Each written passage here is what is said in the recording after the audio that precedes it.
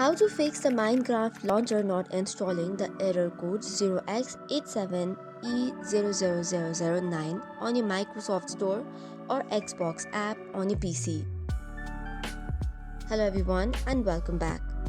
On today's video, we'll be discussing all the possible troubleshooting steps that we can try on. The first one is run Gaming Services Repair Tool. So for this, just tap open any new tab and type in Gaming Services Repair Tool. Once that is done, tap on the first link, which is by Xbox support. Now you just have to download this file, or you could alternatively get it from the Microsoft website as well.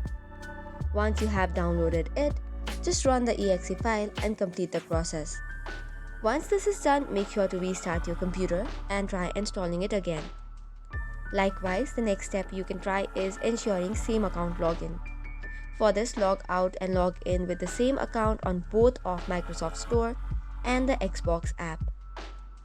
Likewise, third option is trying a different installation sources. So for this, you can just go to minecraft.website. From here as well, you can try to download the launcher. Likewise, another step is opening the PowerShell commands and running it. So for this, you can either open terminal or command prompt. For this, click on the search bar and type in terminal. Now from the list, make sure to select run as administrator. Once that is done, there are two commands that you need to install or keep in. The first command is for removing the current app packages of all users and restarting it as well. So once you have copied both of this, it should work. Likewise, another step is deleting the Microsoft Store cache. For this, you can either go to your local packages and delete the Microsoft Windows Store, or you could just tap open local app data from the run command and open the location. From here as well, search for Microsoft and then the Windows Store and delete it permanently. Another process that you can apply is repair and reset the Microsoft Store and the App Store as well. For this, you have to go to Apps, Microsoft Store or Xbox app, then click on Advanced Options and select Repair.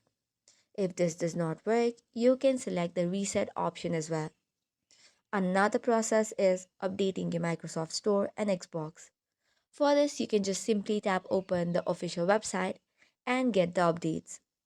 Likewise, another process that you can apply is searching for Xbox Identity Provider on the Microsoft website and installing it.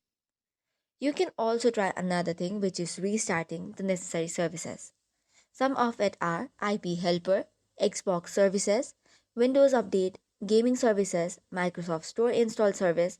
Set it all to automatic and start them again.